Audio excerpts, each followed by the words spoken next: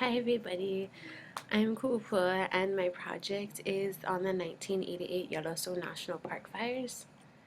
So Yellowstone became a national park in March of 1872 and it covers over 3,000 square miles.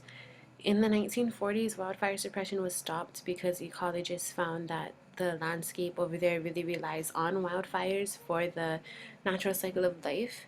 And in the 1970s, Yellowstone, as well as other national parks across the country, they enacted fire management plans, which would allow naturally started fires to burn in controlled burning areas, but then they would only extinguish the man made fires. So, Summer of Fire is the nickname for the 1988 fires. There were 50 fires in total within the park boundaries, and what made this a disaster is that the fires began to merge, and because the fires were situated on different areas around the park, when they merged, it became a problem because it just caused a lot of cross smoke, and so there was no way that they could have aerial surveillance, and it was just a really hard time for firefighters to battle the fires because they became unpredictable and they were coming from different directions and they were moving really fast because there were high winds. So over 700,000 acres were burned in total just within the park boundaries and not including the areas just outside the boundaries. So the initial response was to continue with the fire management plan, which would be to allow natural fires to burn in controlled burning areas, but then they would only fight the man-made fires. But of the 50 fires, only 9 of them were man-made, so they allowed 41 fires to just burn. But by July, they got the call to fight all fires, both man made and natural, because it had become a problem and the fires were increasingly getting larger and they were starting to move a lot more quickly. But in August, the natural response was that there were heavy rains and cooler temperatures, and so thing when the temperature dropped and with the rain, it just helped firefighters not so much fight an uphill battle, and they were able to get everything under control and fight the fires. Community wise, a lot of the residents set up sprinkler systems on their houses to keep everything wet, and the firefighters actually went out into the neighboring communities and they sprayed down buildings. They helped residents set up their sprinkler systems and just hose down their houses, their cars, their lawns, everything, just in case the wind should pick up and like the fire starts to go towards the community, which thankfully it didn't. So some contributing factors was that the um, the Yellowstone area was in a really dry time. There were really high drought conditions for that summer, and the forecast for August 20th, which is known as Black Saturday, was that there would be high winds, low humidity, and high fire conditions. So that really just kind of set the scene for the fires and what firefighters consider the fire triangle, which is the three things you would need to start a fire. It's heat, fuel, and oxygen. So heat came with the high winds and they're really hot winds. That summer, the Santa Ana winds had actually turned and gone more north than they usually do, and so that kind of pushed with the southerly winds, and that really literally fanned the flames around the Yellowstone area, and that's actually what caused a lot of the damage. So the heat from that and the fuel was just, it's a forest and everything's going to burn. So there's that, and just the oxygen with the wind and everything. So it was kind of a perfect scene for a fire. Mainly the park workers, a lot of them in the initially they thought that it would just be a regular set of fires, but then they really started to watch it and the smoke was a lot bigger than usual, and it continued on and it would increasingly get larger and larger to a point where they had to immediately evacuate people, because if they waited then the smoke would literally be on top of them and then the fire would come about 5 minutes later. And so they really worked hard. They really had to bring in a lot of people. They actually brought in a park ranger interpreter from Hawaii to go up there and help fight the fires with them. And he, along with over 1,000 other people, were flown in to help with the rescue efforts.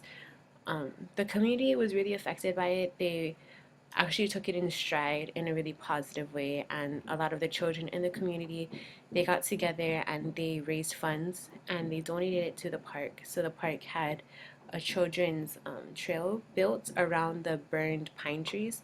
So the community really tried to help. A lot of people came out, a lot of people volunteered. The US government, they spent $1.2 million on rescue um, costs, and there's over $3 million worth of damages by the end of it. And up to date, it had been the biggest fire, not really tragedy, but the most expensive fire um, devastation in the nation. And then for visitors, just hikers, campers, and fishermen, some people were still fishing while the smoke was coming towards them, even if fish were popping up, because singed needles, pine needles, would just shoot into the river and the fish would be dead. And hikers, especially, had to be wary of the falling trees, because even after the fires, the trees that were still standing were really um, half charred already. So when the winds picked up, they would start to fall and it became a hazard. So they needed to wait for hikers to come back. Um, and this is kind of what happens in Yellowstone when there's a wildfire. This is kind of the cycle of life that happens.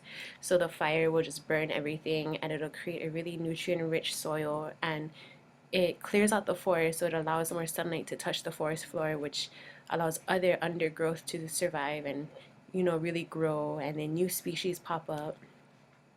So the environmental results is that less than 1% of the park experienced temperatures high enough to kill the deep roots, which means that the temperature wasn't as high. Although the fire was really high, the temperature of it wasn't enough to do a lot of damage. There was no short-term damage done to animal populations. Really, the moose, they got the worst of it, about 300 of them. Um, but there was a lot of abundant plant growth within the following years, and a lot of new species. Oh, that's supposed to be like Douglas fir, and the pine, the lodgepole pines. They came back, and they actually rely on really high heat intensities to open the cones, and that allowed the lodgepole pines to actually grow in areas that they've never had it before. And the same goes with the aspen. A third of it was taken out from the fires, but then aspen began to grow and seedlings are popping up throughout the park that it hadn't previously grown in. And this is the map shows where all the areas that were burned within the national park. And then on the left side is areas, that's actually the one of the areas where lodgepole pines were growing again, and then there's another forest that was growing because of the fires. um, the results were actually kind of really positive results. They saw the most visitors they ever had the following year. Some people, they were devastated when Yellowstone was um, when the fires finally stopped and they were able to see all of it and it was just charred, and they thought that Yellowstone is never going to be the same. But the following year, because of all of that nutrient rich soil and um, all of the benefits of wildfires, they were able to see a bunch of new plant growth, and it really flourished quickly. Areas that had water, they saw plants start growing within a few days after the fire stopped. So kind of a really different landscape, but it really encouraged people to come and see what it looked like and to see the benefits of wildfires. And then just rebuilding Yellowstone, they, instead of just kind of leaving it how it was, they started to emphasize wildfires and the education of it. And so they built exhibits for fire management in areas that were burned, and they built the children's fire trail, and they built different bridges and everywhere to kind of showcase that aspect of the area. And just within the environment, in the past 20 years, the average number of lightning started fires has increased, and scientists believe that there's going to be an increase in fire intensity due to the lightning, because the number of lightning started fires are going to increase, and they believe that that's due to global change, to climate change. But other scientists that looked at the 8,000-year-old charcoal from Yellowstone fires suggest the opposite, because from those charcoal pieces, they were able to see that although there were more frequent fires and they were bigger, they actually had lower temperatures. So although Yellowstone will see more fires, it won't be as damaging as like people are predicting it to be. And that's it. Mahalo.